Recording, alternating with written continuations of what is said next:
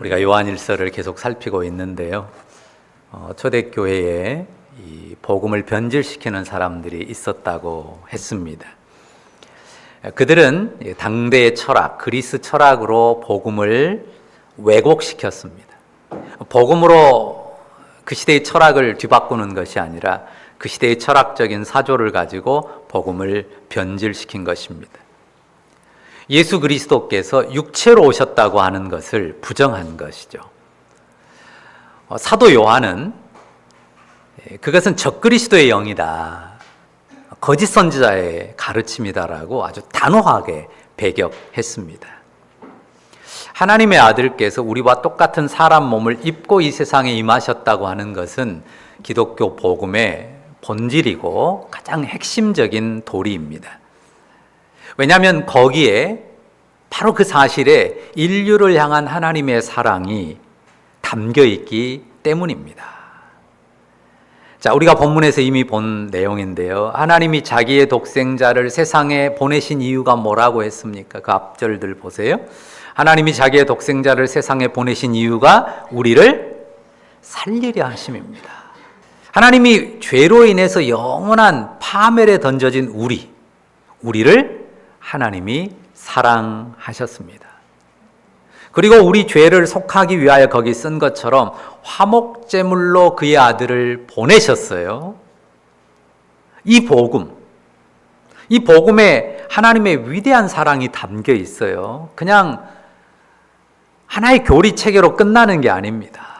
이 말씀을 우리가 살피면서 하나님이 사랑이시다라고 하는 요한 사도의 선포를 들으면서 한 가지 질문을 했습니다. 하나님은 사랑이신데요, 우리도 사랑입니까? 하나님은 사랑이신데 나도 사랑입니까? 라고 물었습니다. 답하기가 난감했습니다. 우리 안에 사랑이 없는 건 아닌데, 사랑이 있는 것도 분명한데,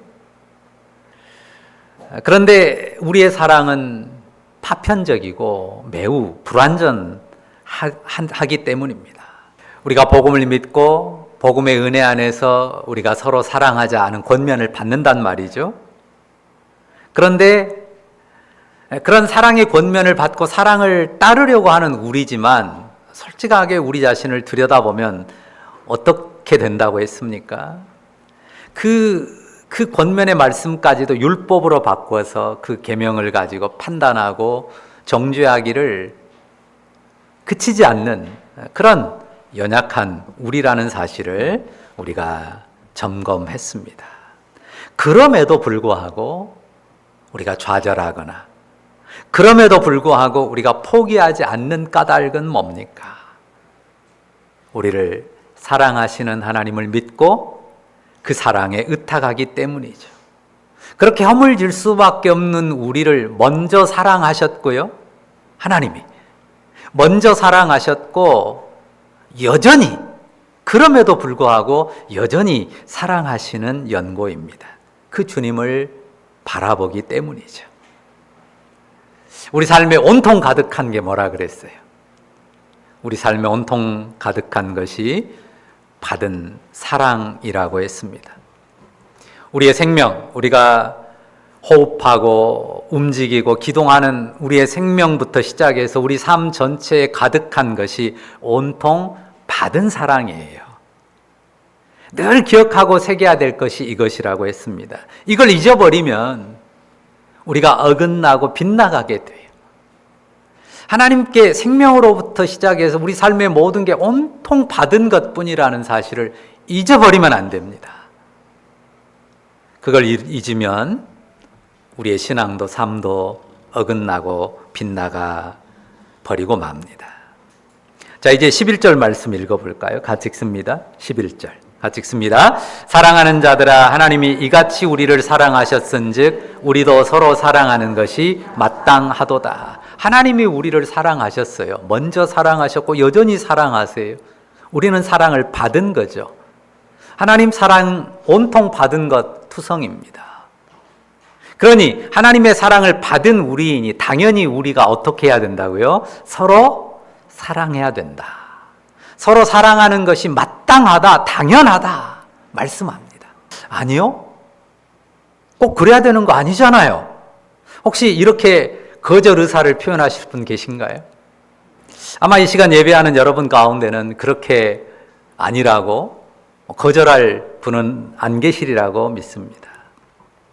적어도 성도라면, 믿는다고 고백하는 고백의 외형을 가진 사람들이라면 자신이 사랑을 잘하든 못하든 그 사랑이 크든 적든 간에 우리가 서로 사랑하는 것이 마땅하다, 이 말씀 자체를 거부하진 않아요. 맞죠? 그래야죠. 동의합니다. 본래도 사람이 처음 지어질 때도요, 사랑으로 살도록 지어졌어요. 사랑의 존재입니다. 그런데 망가졌었다가 다시금 하나님 아들의 속량을 입은 하나님의 놀라운 사랑을 받게 된 인생이라면 더더욱 의당 사랑하는 것이 마땅하다는 것입니다.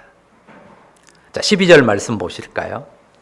이 말씀도 잘 이해해야 되는데요. 12절 한번 다 같이 읽어볼까요? 같이 읽습니다. 시작. 어느 때나 하나님을 본 사람이 없으되 만일 우리가 서로 사랑하면 하나님이 우리 안에 거하시고 그의 사랑이 우리 안에 온전히 이루어지느니라. 자, 사람이 하나님을 볼 수 있습니까? 없습니다. 어느 때나 하나님을 본 사람이 없다고 선언하죠. 우리가 하나님의 피조물 가운데 지금 날이 흐리지만 한낮에 맑은 날 한낮에 태양도 우리가 똑바로 쳐다보지 못합니다. 볼 수가 없어요. 한낮에 태양을 똑바로 한참 쳐다보면 눈이 상해버리고 말 것입니다. 우주는 고사하고 지구의 한 부분도 우리의 시야에 제대로 넣지 못하는 우리입니다. 우리가 어떻게 우주의 창조자, 시간과 공간을 전체로 만드신 하나님을 우리 눈으로 다 넣어서 담아서 볼 수가 있겠습니까? 과거에도 현재에도 미래에도 불가능한 일입니다. 사람은 그 어느 누구도 그분을 보지 못해요. 그런데 여기서 본다라는 이 동사에 유의할 필요가 있어요. 하나님을 본 사람이 없으되 한단 말이에요. 본 사람이 없다. 본다. 근데 그 뒤에 내용은 본 사람이 없지만 볼 수 있다라는 그런 느낌이란 말이죠. 자, 하나님을 본 사람이 없다 하고 뒤에 쓰는 것은 그 반대 내용입니다. 만일 우리가 서로 사랑하면 하나님을 본다는 그런 의미로 쓰고 있습니다. 다시 한번 읽어볼까요? 같이 읽습니다. 어느 때나 하나님을 본 사람이 없으되 만일 우리가 서로 사랑하면 하나님이 우리 안에 거하시고 그의 사랑이 우리 안에 온전히 이루어지느니라. 이 말을 조금 바꾸면요, 우리가 서로 사랑하면 하나님이 우리 안에 거하시고 그의 사랑이 우리 안에 온전히 이루어지는 것을 볼 것이다 라는 느낌으로 설명할 수 있습니다. 자, 오늘 설교 제목 뭐라고 썼나요? 서로 사랑하면 이라고 붙였습니다. 자, 우리가 서로 사랑하면 하나님이 우리 안에 거하시고요, 그의 사랑이 우리 안에 온전히 이루어진답니다. 이게 앞에가 조건절이잖아요. 서로 사랑하면 조건이에요. 그 말은 우리가 하나님 복음을 믿음 안에서 서로 사랑하면 그렇게 해서 하나님을 본다는 말입니다. 이미 말씀드린 것처럼 우리 육안으로는 하나님을 볼 수가 없습니다. 하나님이 우리 육안으로 물리적인 식별이 되는 그런 분이 아니죠. 하나님은 이 세상에 있는 어떤 형태나 물체로, 모양으로 나타나지도 않을 뿐만 아니라 그려질 수 없어요. 그러니까 율법도 가장 먼저 말하는 것이 어떤 형상으로도 하나님 만들지 마라, 그리지 마라, 그렇게 표현한 것 아닙니까? 그러나 우리가 서로 사랑하면요, 하나님이 우리 안에 거하시는 이 신비한 지각을, 하나님이 우리 안에 거하심을 느끼는 신비한 지각을 품게 됩니다. 우리가 흔히 맛을 본다 그러잖아요. 맛을 눈으로 보는 것 아니죠. 물리적인 게 눈으로 안 보이지만 이 본다는 게 물리적인 감각이에요. 맛을 보면 단지, 쓴지, 짠지 선명하게 맛을 느끼잖아요. 눈에는 안 보여요. 그러나 우리가 감각으로 느낀다고요. 그 맛을 분명히 압니다. 그러니까 눈으로 보이게 나타낼 수는 없지만 여러분이 다 알아요. 우리가 서로 사랑하면요, 그 사랑 안에서, 그 사랑을 통해서 우리 안에 거하시는 하나님을 느낍니다. 어쩌면 그런다고요? 서로 사랑하면. 이 서로 사랑하면이라는 이 말이 굉장히 중요한 말이에요. 서로 사랑하면 우리의 영혼의 감각이 살아서요, 하나님이 우리 안에 거하심을 느끼게 된다고요. 이런 예가 다소 도움이 될 것 같기도 합니다. 사람이 여러 종류가 있잖아요. 근데 사람 가운데서 평생 남을 속이고 등쳐먹고 산 사람이 있어요. 더러 그런 사람이 있잖아요. 자, 그런 사람 앞에 와가지고 어떤 분이 진실한 호의를 베풀었어요. 진정한 호의를 베풀었습니다. 사랑으로. 그러나 그 사람은 그 진실한 그 사랑의 호의를 알까요? 모를까요? 모릅니다. 어떻게 생각하죠? 뭐지? 뭐 뺏어 먹으려고 지금 밑밥을 까는 거야. 이렇게 자기 수준으로 생각해요. 자기가 경험한 그 경험 세계 이상을 사람을 알지 못해요. 우리가 하나님 아버지 하면요, 굉장히 좋은 느낌으로 봤잖아요. 그런데 어떤 사람은요, 하나님을 아버지라고 말하면요, 굉장히 기분 나쁘게 받는 사람도 있어요. 여러분 아실 거예요, 어떤 분이 그럴지. 아버지에게 평생 어려서부터 두들겨 맞고 아버지로 인하여 늘 고통만 당했던 사람은요, 하나님을 아버지라고 말하면요, 그게 이해가 잘 안 돼요. 선한 아버지가 이해가 안 돼요. 자기가 경험한 아버지는 지극히 못된 아버지밖에 없었으니까요. 보여줘도 못 보는 사람들이 있어요. 그런데 우리는 이미 복음을 믿었잖아요. 여기 이미 우리가 확인한 것처럼 하나님이 자기의 독생자를 보내신 것이 우리를 살리려 하심임을 믿었고요.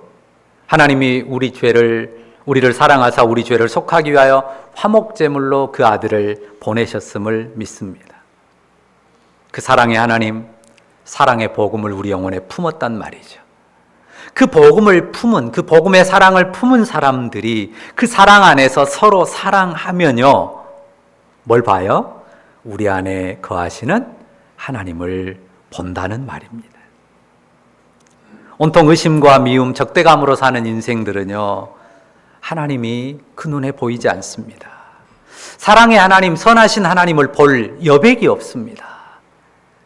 의구심과 경계심이 아주 그냥 먹구름처럼 잔뜩 끼어가지고요, 하나님의 빛, 그 밝음을 보지도 못하고 누리지도 못합니다. 우리가 복음을 믿었어요. 복음을 믿음으로 일단 하나님의 용서, 하나님의 사랑에 젖는 그 마음의 기쁨과 행복을 맛보고 또한 느낍니다. 그리고 그 사랑의 복음, 하나님과 일대일 관계 안에서 하나님 안에서 받은 사유함의 은총과 그 사랑의 행복을 느끼면서요, 그 복음을 따라서 서로 사랑하면요, 점점 더 하나님을 보게 된다는 말입니다. 아, 하나님은 이런 분이시고 하나님 사랑이 이런 것이구나 하는 그 어렴풋한 이 감각이 시작에서 점점 커져간다고 하는 것입니다. 그래서 분명 하나님은 보이지 않아요. 볼 수도 없어요. 그런데 그 하나님을 점점 더 보고 느끼고 알아가게 되는 것입니다. 그런 예들은 우리가 얼마든지 현실에서도 많이 들 수 있어요. 자식들이 부모 사랑을 언제 압니까? 어렸을 때도 알아요. 청소년 시기에도 압니다. 모르지 않아요. 부모의 사랑 잘 압니다. 그런데 부모의 사랑을 제대로 느끼고 좀 더 선명하게 또렷하게 보는 때는 언제입니까? 자기도 자식 새끼 낳아서 기르면서 속도 썩고 실망도 하고 그러면서 알게 돼요. 전에 어떤 망나니 같이 살아왔던 어떤 형제가 있었어요. 근데 자식 둘 낳아가지고 기르면서요, 이런 말을 해요. 우리 아빠도 나를 이렇게 사랑하셨을까? 나이 40 넘어가지고요, 그런 말 하더라고요. 그 전에는 자기 아버지가 자기를 정말 사랑했겠다는 생각을 별로 못했어요. 몰랐어요. 지식으로는 알았겠죠. 평생 속썩이고 부모에게 집만 지웠으면서도 몰랐다니까요. 근데 자기 새끼 낳아가지고 헌신하면서 길러보니까 그 사랑이 느껴지는 거예요. 깨달아지는 거죠. 못 봤던 것을 보는 겁니다. 비슷한 원리입니다. 그 뒤에 말씀도 마찬가지예요. 뭐라고 했습니까? 그의 사랑이 우리 안에서 온전히 이루어지느니라 하잖아요. 자, 이 말씀이 이해되십니까? 자, 이렇게 되묻죠. 그러면 현재는 그의 사랑이 우리 안에서 온전하지 못합니까? 현재 하나님의 사랑이 우리 안에서 온전하지 못하니까 우리가 사랑을 잘하면, 제대로 하면 그 사랑이 우리 안에서 온전해진다, 그 말씀입니까? 아니잖아요. 우리 안에 임한 하나님의 사랑이 불완전한 게 아니에요. 이미 온전한 사랑이 우리에게 임했어요. 아들을 내주시기까지 한 온전한 사랑이 이미 우리 안에 임했고, 그 사랑을 우리가 확정했습니다. 화목제물로 그 아들을 보내신 하나님의 사랑은 이미 우리 안에서 부족함이 없어요. 그 사랑이 부족하니까 이제 우리가 사랑을 제대로 해가지고 온전함을 이루어야 된다, 그런 말이 절대 아니에요. 그런 조건절로 이해하면 말씀을 잘못 이해한 것입니다. 이미 그의 사랑이 온전히 부어졌고, 그 온전한 사랑이 우리 영혼에 부어졌기 때문에 우리는 하나님을 아빠라고, 아버지라고 부르며 그분 앞에 담대히 나아가는 자녀들입니다. 뭔가 조건을 더 채워가지고 부족한 것을 온전케 해야 된다는 그런 의미가 아닙니다.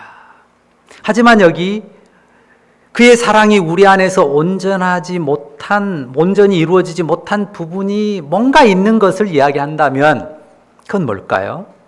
그것은 우리가 그의 사랑을 온전히 알고 누리는 면에 있어서 우리가 부족하죠. 하나님의 사랑은 우리 안에 이미 온전하게 주어졌지만 우리가 그것을 알고 이해하고 그 풍성함을, 온전함을 누리는 데 있어서는 우리가 부족하단 말이죠.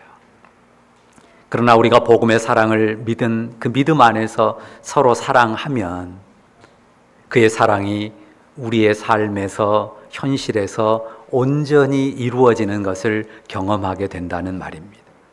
자, 12절 다시 한번 보세요.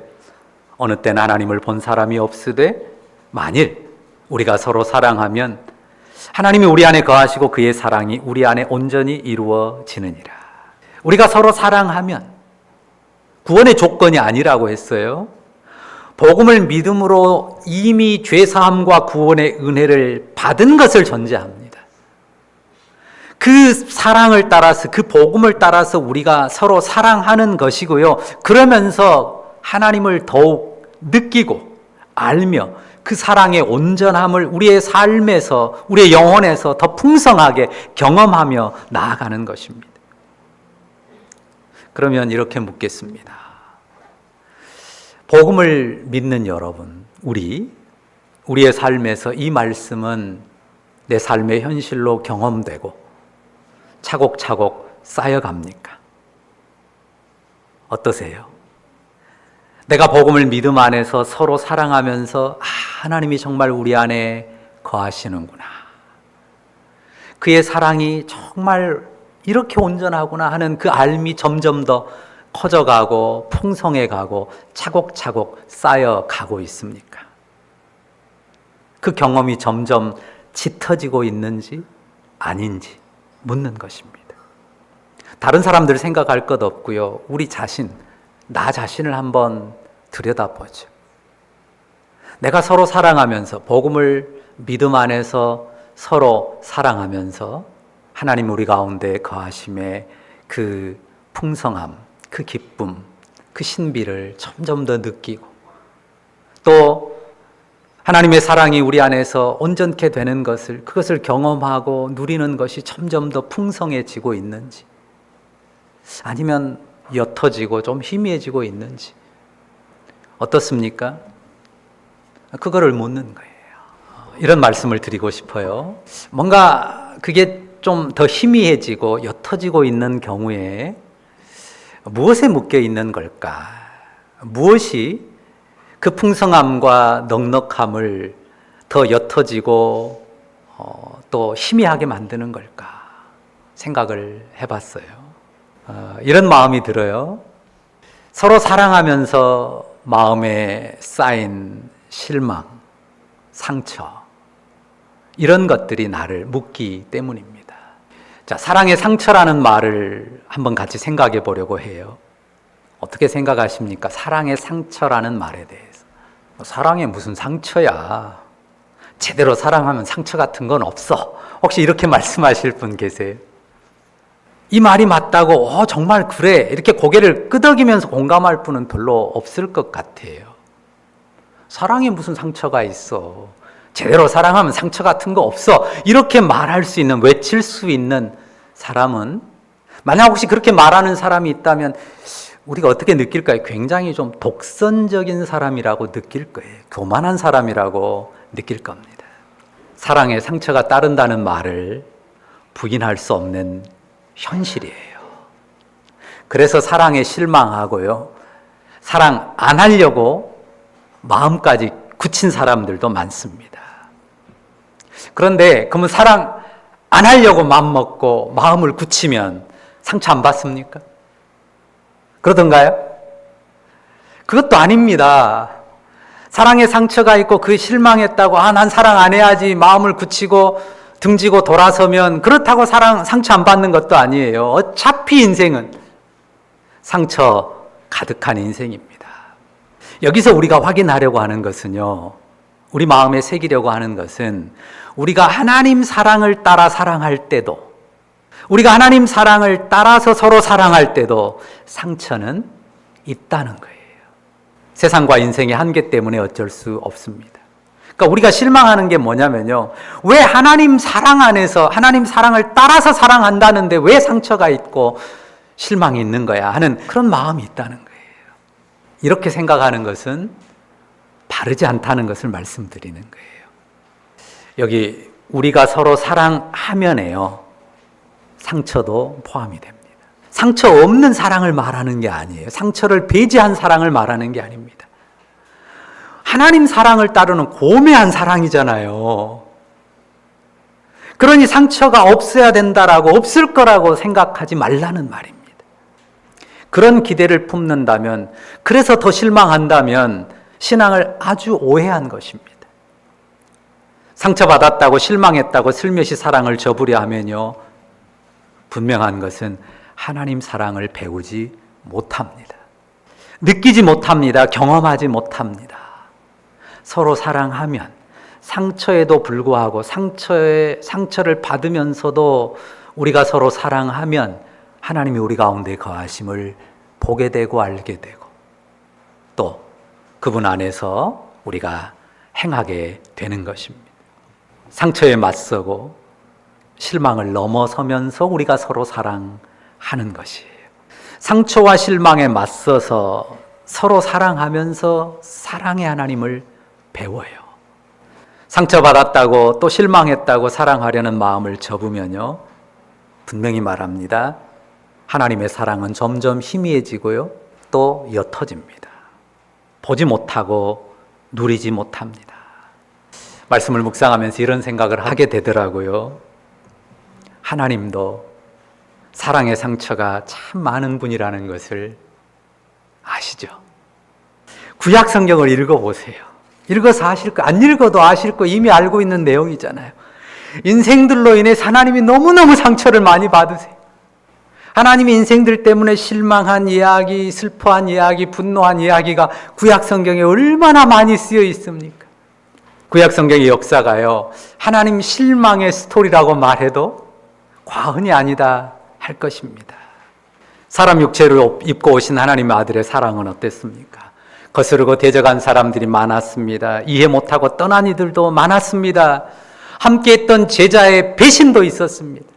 죄인들을 사랑하여 세상에 오신 하나님 사랑을 모르고 그분을 십자가에 못 박고 조롱까지 했습니다. 오늘 말씀 우리가 서로 사랑하면, 만일 우리가 서로 사랑하면 하나님이 우리 안에 거하시고 그의 사랑이 우리 안에서 온전히 이루어진다는 이 말씀에서 우리가 서로 사랑하면, 이 우리가 서로 사랑하면 이 말씀 앞에 괄호를 쳐서 이 말을 삽입하면 좋겠어요. 아까 했던 말입니다. 상처에 맞서며 실망을 넘어서서 우리가 서로 복음을 따라 하나님 사랑을 따라 사랑하면, 상처가 없고 실망이 없어서가 아니라 상처가 있고 실망이 있지만 하나님 그 은혜와 복음의 사랑을 따라서 우리가 계속해서 사랑하면 하나님이 우리 안에 거하심을 우리가 보고 알며, 또한 하나님의 사랑이 우리 안에서 온전케 됨을 우리가 더욱 풍성하게 경험할 것이라는 말입니다. 꼭 이런 말이 따라와요. 나만 손해 아니에요. 손해처럼 보일 수 있어요. 그런데 절대 손해가 아니에요. 왜요? 그 사랑이, 하나님의 사랑이 내 가슴을 적셔요. 하나님의 사랑이 내 가슴을 적시고 내 가슴이 하나님 사랑에 젖는다고요. 그 사랑이 내 영혼, 내 삶에 하나님의 풍성함을 더욱 누리게 해요. 계산을 뛰어넘습니다. 우리가 서로 사랑하면 여기에 담는 단 한 가지 가장 중요한 내용은 하나님 사랑이에요. 우리가 서로 사랑하지만요, 하나님 사랑을 담는 거예요. 그 사랑을 따르는 것입니다. 그 사랑을 배우는 것이고요. 그 사랑을 경험하면서 누려요. 그러니까요, 너무 아프고 때로는 너무 고통스럽고 너무 실망스러워요. 사랑 때문에. 사랑하느라고. 그런데 더 하나님 사랑에 깊이 잠기게 되는, 그래서 그 사랑을 포기하지 않게 되는 거예요. 그 사랑의 과정에 무엇이 들어가 있다고요? 상처도 실망도 들어가 있습니다. 서로 사랑하면서 하나님을 보는 놀라운 영의 사람들로 성장하시기를 바랍니다. 상처와 실망을 이기는 사랑으로, 그래서 가족과 이웃에게 축복의 통로가 되는 우리 모두이기를 간절히 바라고 축원합니다. 기도하겠습니다. 주님, 우리가 서로 사랑하면 하나님이 우리 안에 거하시고 그의 사랑이 우리 안에 온전히 이루어지느니라. 이 말씀이 그저 스쳐 지나가는 외침이 아니기를 원합니다. 미움에 맞서며 실망을 넘어서서 포기하지 않고 우리 주님을 따라 사랑하기를 계속하면서 그 사랑 안에서 하나님 사랑을 보고 배우고 깨달아가며 더 풍성히 영혼에 누리는 그런 축복의 사람들로 세워지게 하여 주옵소서. 예수님의 이름으로 기도합니다. 아멘.